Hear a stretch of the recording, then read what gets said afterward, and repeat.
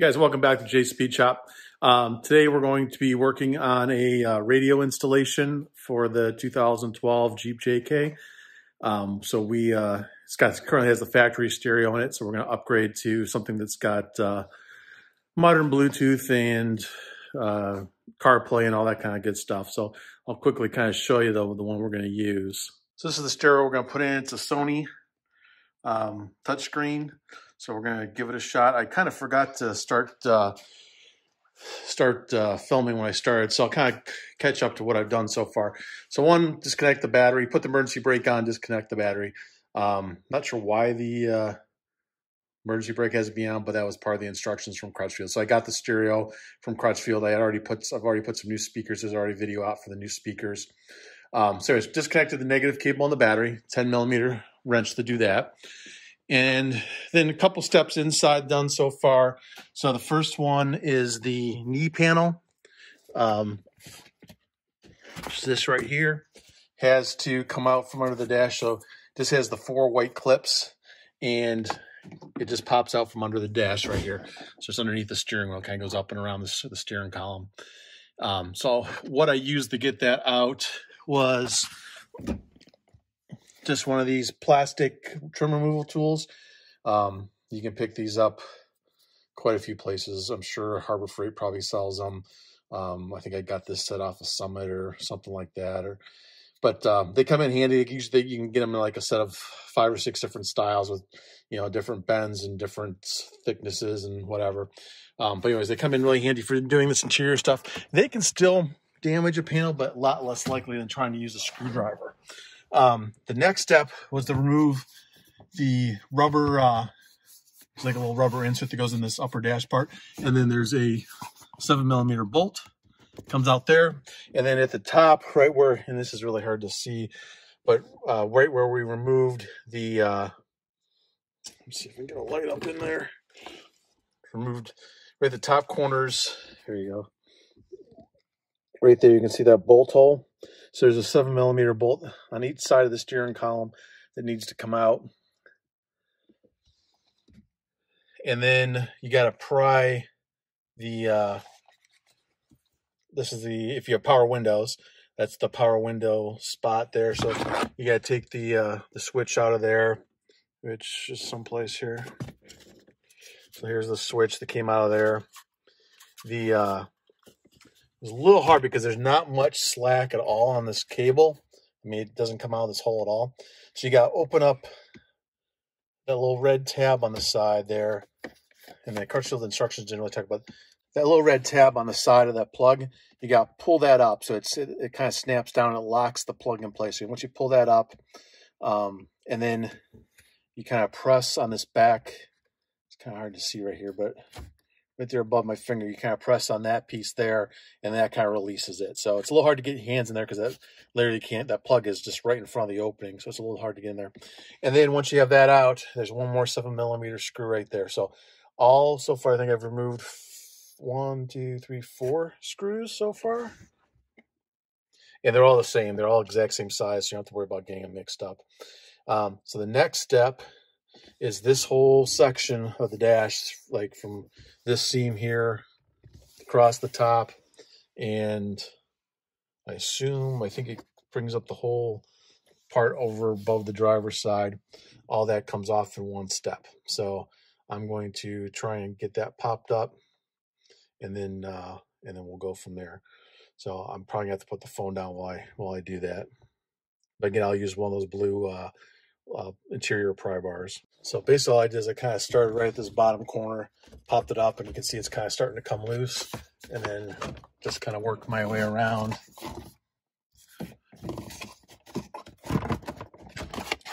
Pull all the clips.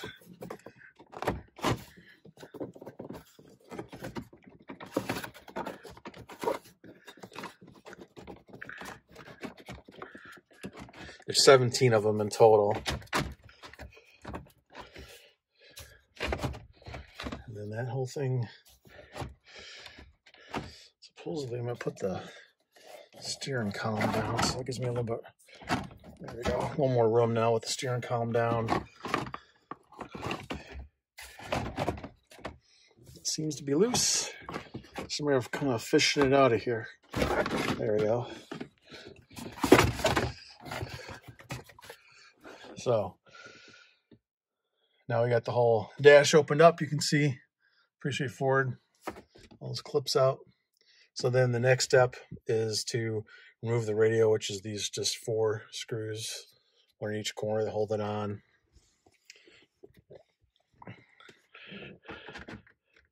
The reason you take the battery off is just because you are doing wiring connections. This should be a plug and play kit that I got from Crutchfield. Again, these are the 7mm bolts, and I'm thinking these are going to be again,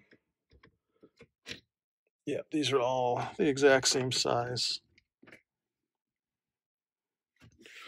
So I got a wiring harness, and we'll show that to you, but they offered a kit. I got the steering wheel control adapter, so the steering wheel controls will still work. And they offer actually, it was like an extra $25, and they completely make a custom harness that's ready to go, so you don't have to do any of the connections. It should just be, I'm pretty sure it's just a plug and play, and then ready to go. This old stereo worked fine. Not the best sound. This is a bass sport Jeep. It didn't have anything special, so we put the kicker speakers in, which made it nice difference, definitely in the sound, but and then just having the modern features of the new stereo will be nice as well. But Crutchfield usually, so they'll send you a PDF file with all the instructions on how to do everything. The speakers were pretty easy. You can see that separate video. This one on the driver's side is probably the hardest because you got to take a bunch of brackets underneath the steering column and stuff apart, and all this whole plastic panel needs to come off. Passenger side was pretty easy. Again, it's just behind that grill over in the next to the door there. You get to pull the glove box out, which is really easy, and there's like 2 or 3 screws behind that, and that one's pretty easy. And then the ones up here in the roll bar were pretty easy as well. So not a bad job at all. And very basic tools. And this one, so far, the only tools have been those plastic pry bars and a 7mm socket. So this one's been going pretty smooth so far. And that should be it. We should be able to move this, pull this out then. Or not. What did I miss? There it goes. Switched in there pretty good. Anyways, the stereo, it worked fine. We could not get our phones to connect. It says, it's got the, well, I'm sorry, we didn't try it through the auxiliary port, but there is a USB in the center console. So we plugged into that, but it said it was searching for the radio, but we could never connect. Did not try to connect the Bluetooth. But anyways, and I think I started talking about why you want to undo the battery when doing this kind of stuff, just in case as you're trying to pop something loose. If you end up taking a screwdriver to try and pop a wiring harness out of the back of the radio, you'll see that this will have a bunch of wires coming into the back of it here. I highly recommend not using a screwdriver, but sometimes you do, and just keeps you from shorting anything out. I did that on my refrigerator. I went to replace a panel on my refrigerator, and just a little sensor, and as I was trying to get something off, I accidentally touched something with a screwdriver, and it shorted out my whole main board on my fridge. So my $20 repair became a $300 board replacement. So just always take some precaution, unplug or disconnect batteries when you're doing that, anything with electrical while you're working. So I'm going to put this down, but basically we're just going to pop the connectors here. So you can see there's two main electrical connectors, and then one of these is probably the antenna, and I don't know what this guy here is, but that might be, I don't know what that is, if that's part of, if it had nav or something, or did that count? Oh, I'm sorry, that's the power window one. That's the power window one I took off. And then one of these, I don't know what the other one is. I know it has some special wiring if you have a reverse camera. This car does not have a factory camera on the back. and I'm not installing one. So I know there was something, you had to wire something to the parking brake if you're going to have a camera, and if it's a manual trans. This one's an automatic, so either way, I don't think I have to do that step, but as I get further into the directions, I'll take another look. So the last step for removal is we're going to take out this metal bracket back here. This is not used for the aftermarket radio. So it's again, it's just the two 7mm bolts, and that comes out. I won't show my unscrewing those, but if I run into any issues, I'll let you know. But it should just be taking those two out and then kind of ready to start the installation process. Okay, so this is that bracket removed. Came out pretty easy. Had to switch over to a ratchet because I couldn't get the other screwdriver style driver in there just because of the angle. But came out pretty easy, just not a lot of room to work. And we'll put this with the stock radio just in case we ever want to put it back. So those are two screws we won't reuse, as well as the one that was underneath the rubber the storage area at the top of the dash, because that would have screwed into this spot right there. So we won't be reusing that one either. So then we'll go start taking a look at the new stuff. So this is the wiring that kind of came with the kit. So this, I think, is a basic harness, which is labeled "Do Not Use," and then there's an extension for the antenna that we'll need, and then this is the kind of the custom harness that, like I said, they send. So I believe these two plug into the. I guess, how does this work?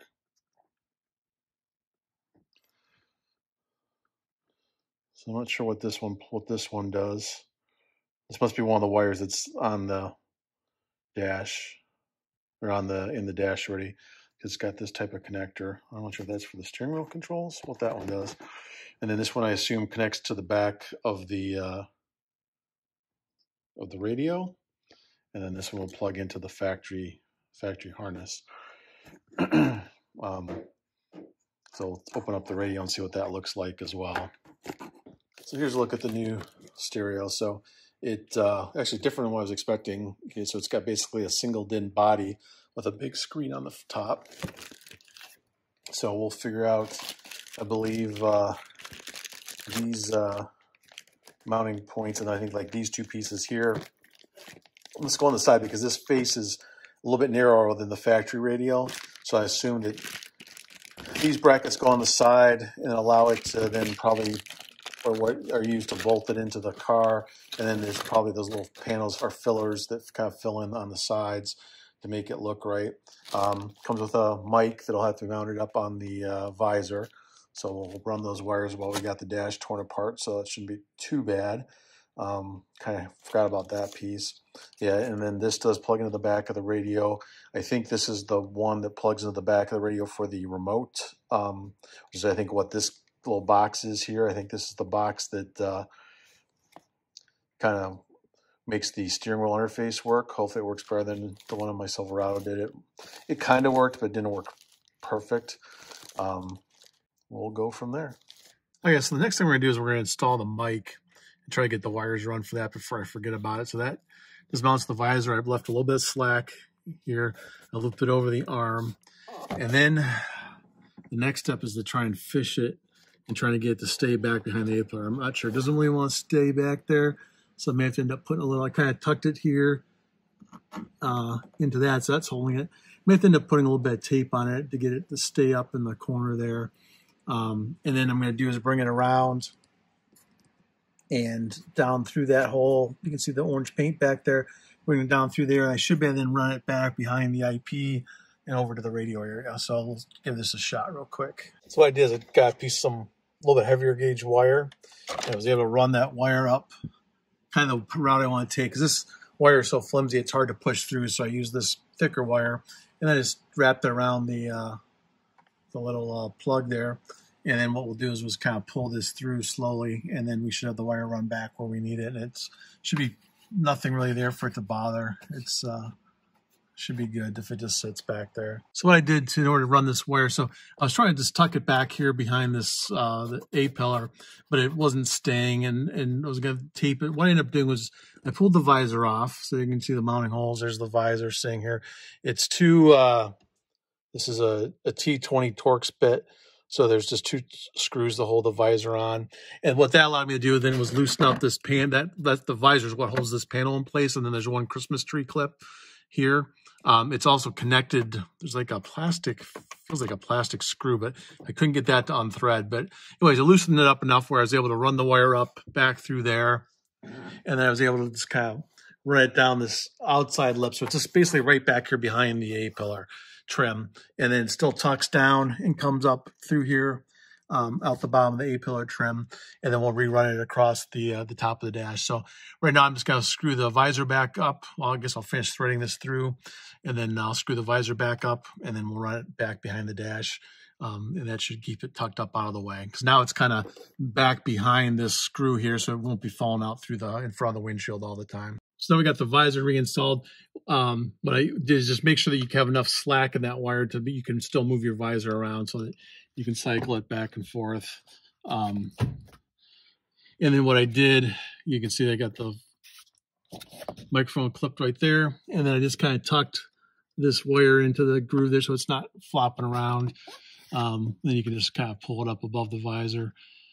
And the key is just to make sure you don't catch it in your clips when you're opening or closing the roof or anything like that.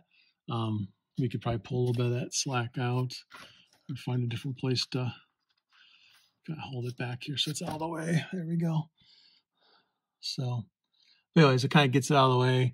And now the cable's buried back there behind here. And now we'll just run this wire across and we should be good with the microphone. So you can see we got the microphone wire run. Can't really hard to see it right there. It just kind of runs across above the IP there. And now we got it sitting here ready to plug in. We'll coil up that slack and go ahead and put a zip tie or something on to keep it out of the way. But that's all we need to do. And we can go on to the next step. Get ready for the radio. So this is the steering wheel interface. So this, again, I had a wiring harness made up. You can see all the connectors are already done, but basically it takes the harness that would plug into the back of your radio, connects it to a harness that would connect into the factory wiring harness. And then also, this is the optional steering wheel controller. So if you've got these controls for, doing volume and, like I said, it's over here, or maybe they're on the back. I don't know if they're on the back of this one. I guess there's radio up and down on the back. If you want to use those switches, you need one of these controllers. And so this I bought the kit and had them pre-wire it. Again, it was an extra $20. It just saved me some work and time. One of the things you have to look at is this one's already been set, but there's a little dial at the back there on the side, and that is set to number 8 already. That is for a Sony. So there's different settings depending on the type of radio. So we're doing a Sony, so they preset it at Crutchfield already. So that was already done. And from what I read, this one is all pre-programmed already for my vehicle. So actually, you can see this one's specific for Dodge Chrysler. I remember I did this on my 07 Silverado. It worked okay some of the time. It wasn't perfect. It was probably a different brand, but older vehicle. So we'll see how this one works. But it's kind of nice having the steering wheel controls, although actually on the Jeep, at least on the old factory, I had the nice big knobs. I think I used the knobs most of the time. I'm not sure if I ever used the steering wheel controls, but figured might as well have them working if we got them.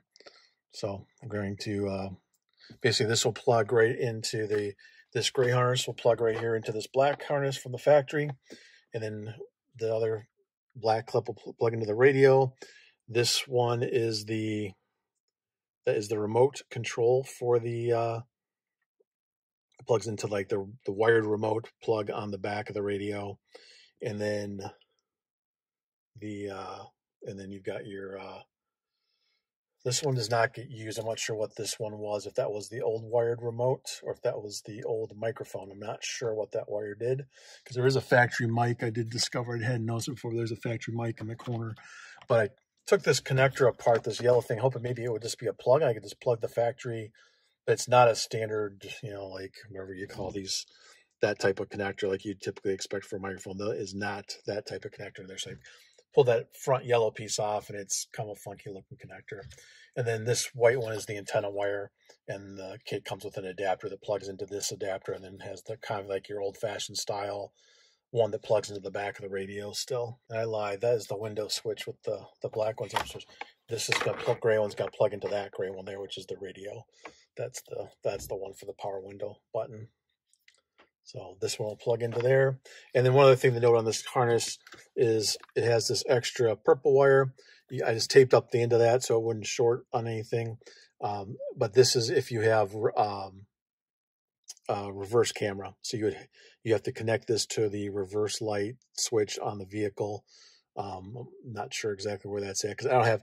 This is if you have a manual transmission and a backup camera. If you have those two things, you need to run this wire. I don't have either, so I don't have to worry about it. But if you do, then you need to do something with this wire if you want your backup camera. So I think this just takes the signal off the reverse light, and that's what tells it to flip the screen to the backup camera. Okay, so we mounted the radio. You can see the brackets. I forgot to film this, but basically there's plastic brackets that screw onto the side of the radio, just like any other kind of aftermarket radio installation. And those brackets are right here. That's got the prongs that then go under the factory bolts. In this kit, there's two different widths of these spacers. So these kind of fill the gap between the factory radio hole and the new radio. So there's two different widths. So you just have to kind of look, and what I did is I held up the dash piece I took off over the radio and then kind of tried fitting these two pieces and realized if I use the narrow ones, in this case, I had a big extra gap, where if I use these ones, it seemed to fill the space good. So we'll see. Hopefully it all works when I put the dash back together. But all I did at this point was plug the mic into the mic slot, plug the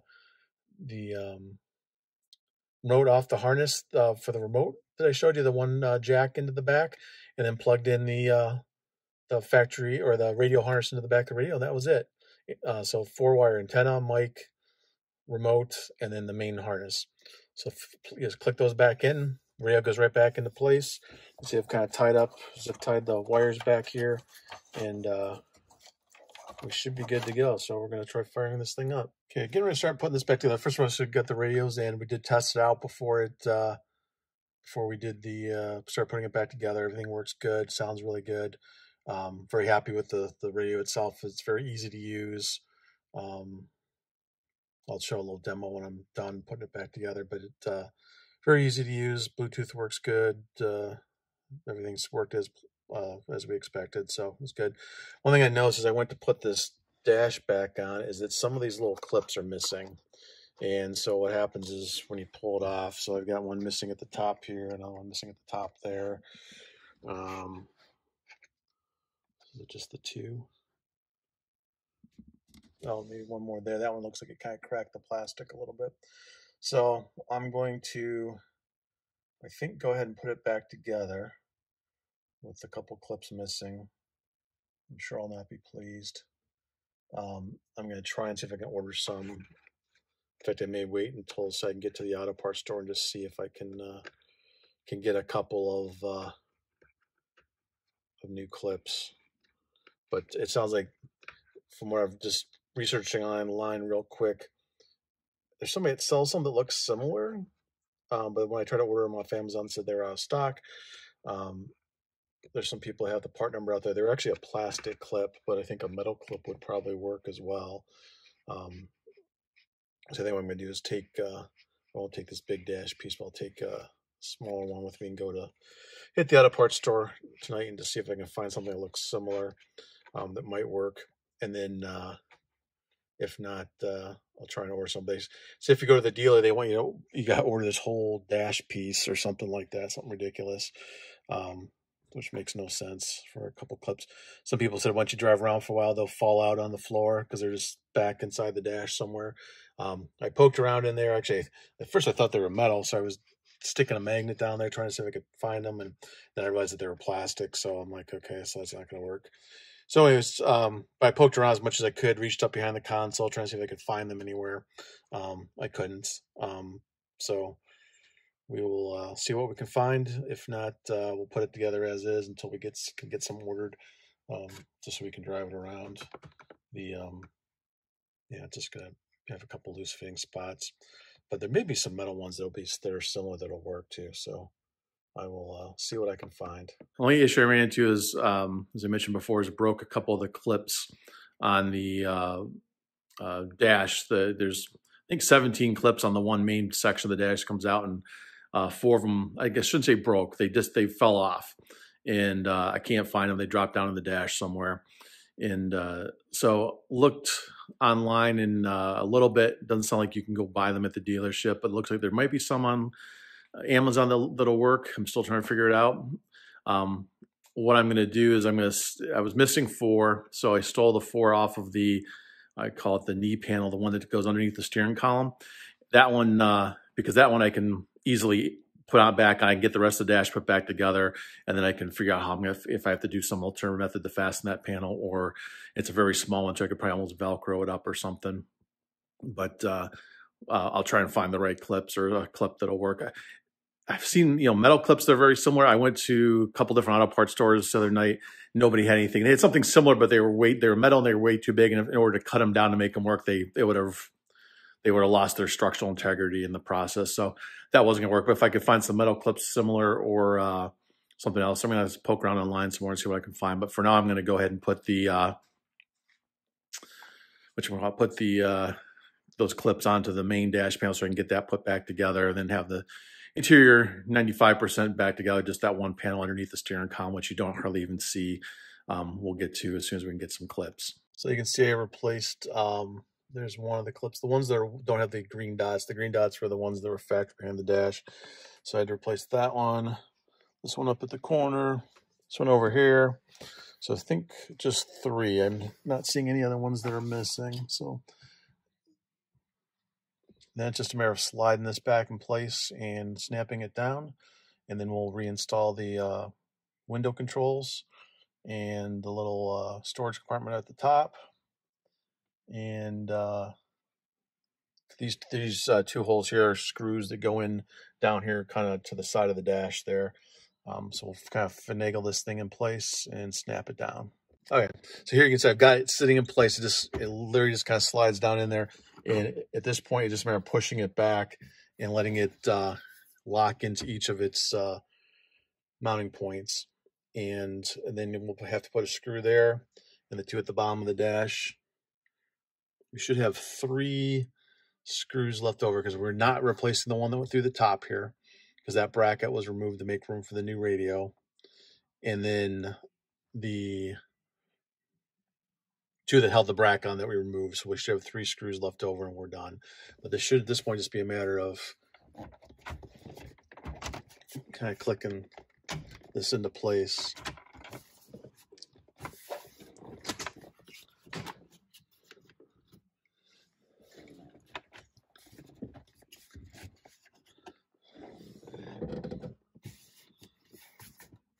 I think that was it.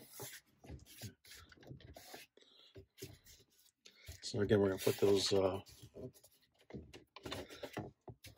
this one doesn't seem like it's sitting down as flush on this side. There we go. Snap that side in. Yep, that hole, see it? Hole lines up good now. And the 2 down there line, well, it's kind of hard to see with the stock there, but right there you can see the holes line up good. So we're going to throw those screws in. That's what the kind of the final appearance of our radio will look like. Looks pretty good. I would like to have seen that, maybe this gap be a little bit different, but it's a little tighter on the bottom than on the top. But overall, fairly factory looking appearance. And overall, very happy with how it sounds. Oh, I gotta stick this back together too. So we'll go ahead and install these screws. Again, it's 7mm, and all the screws that came out of the dash were exactly the same. So there was a total of maybe 7-10 screws, and then the rest were the clips. And I did find clips, some orange clips that say that they work. Found them on Amazon. I did find somebody selling the white factory Jeep clips for $7 a piece on eBay, which seems a little steep, considering those things probably don't even cost 7 cents to make. These other ones that were primarily a Ford, advertised as a Ford product, but they said that they fit Jeeps, and reading through the comments that people had used them on Wrangler dashes before, and it was, I think, 30 of them for $6. It was less. The 30 was less than the cost of, like, $1 less than what the cost of a single clip was on those factory ones. The other thing you could do is you could go to a junkyard and try and find them. I'm not sure how many Wranglers you find in the junkyard, because they probably, they're pretty durable, and people have tendency to, I guess if one stops running, unless it's just rotted out, and these ones are new enough that you're not going to find too many that are all rotted out yet, at least in this climate. I mean, we'll find them here first in Michigan for sure, but the I don't think you find too many Wranglers sitting in the junkyard. I haven't been to a junkyard in years, so maybe I'm wrong, but it just seems, unless it's a wreck, and even then, they probably, because of the parts and the popularity, they probably get bought up and people part them out, and so trying to find one, just running into one in the junkyard that you can just pop the dash off and take the clips is probably going to be a long shot for most people, but Amazon to the rescue. So we found some, and get these screws in and put that thing in. We'll wrap this thing up. So you can see there's the radio functional. Got the dash all back together. Got the screws in. The thing we don't have is this knee panel that goes under the steering column. And once I get the new clips, I'll be able to pop that one right in. But got the bolts there in place at the top on both sides, and the one that obviously went behind the window switch. Window switch wasn't too bad to plug in. It was so the wire is very short on that one. So you really got to it's tough to get if you got big fingers, to get them in there to click that wire into the back of that harness, but the back of the switch. But this is the overall radio. Like the way it looks, very easy to use. It's got, you can go tuner.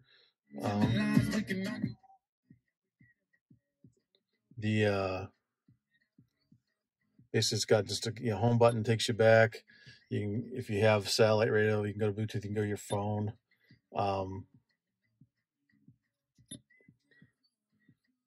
If you go plug into the USB, in the factory USB plug in, the center console still seems to have power, but it does not connect to the new stereo. So to connect for USB, you'd use the one in the front here. I thought this one had a second. Swore this had a second rear USB input, like where it would have like a cable would hang down below the dash for you to plug into, but it didn't. I thought it did, but maybe that was the next model up that had that. There were two similar Sony models. The other one didn't have a little bit bigger screen, but didn't have the buttons on the side. And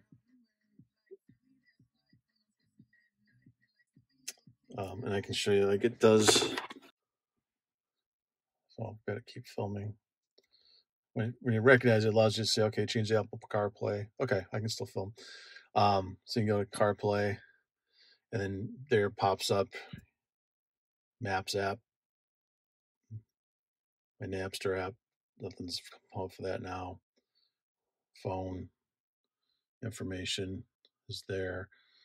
All the contacts and stuff. So the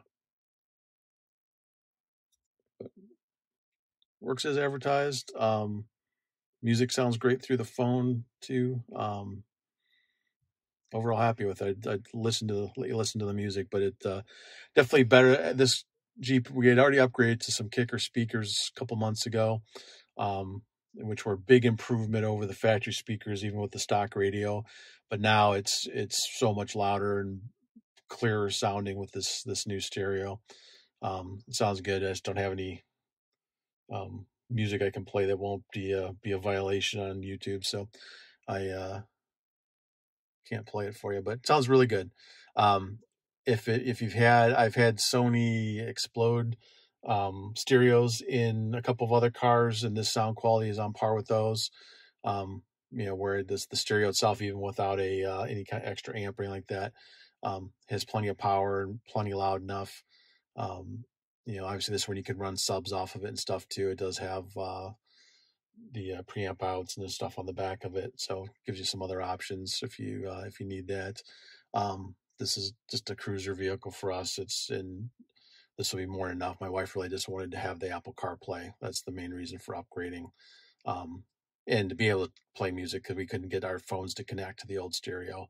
it said searching. We didn't spend a lot of time trying to research it either. Maybe we needed to do something, but just guessing maybe the 2012 tech wasn't working with the new phones. But again, we didn't spend a lot of time trying to make it work either. Just we plugged in the USB and it would just say searching and wouldn't find anything. So anyways, it's done. Very easy job. Biggest pain in the butt was the clips that disappeared. Maybe they'll pop up somewhere. A lot of people said they kind of fall out once you start driving a little bit and hit a couple bumps. They'll fall out of the dash.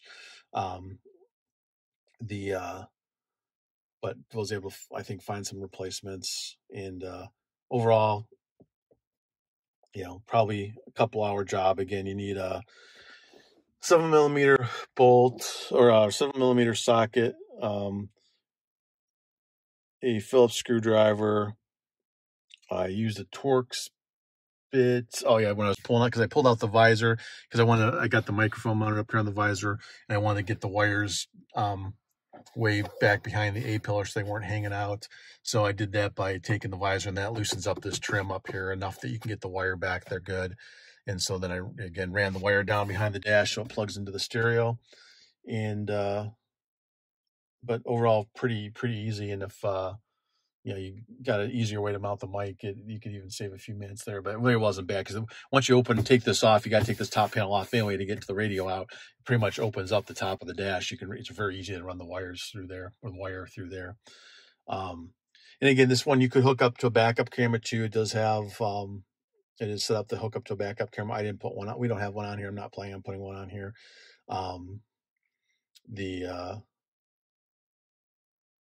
But it does have that ability. Again, it's a Sony. I don't know if it has the model name on here, but it's a Sony stereo. Got through Crutchfield. I want to say $150 or something like that. Maybe it was more than that.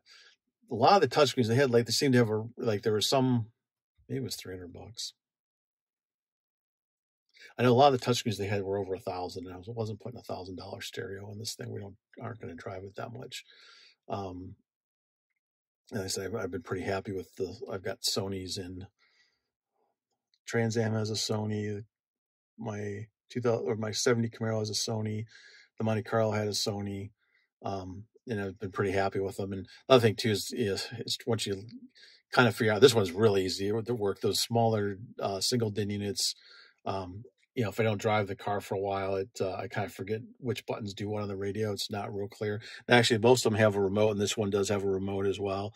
The remote is actually sometimes easier to use, although it seems stupid to me to have a remote for a car stereo, but it is a little bit more intuitive as far as how to work the different screens and inputs and stuff. But the reason I have the Sony in multiple cars then it's very similar from radio to radio how they work, which what buttons do what, how to program them, how to change the time, all that stuff's same. Whereas you go to a different brand, then you got to relearn everything.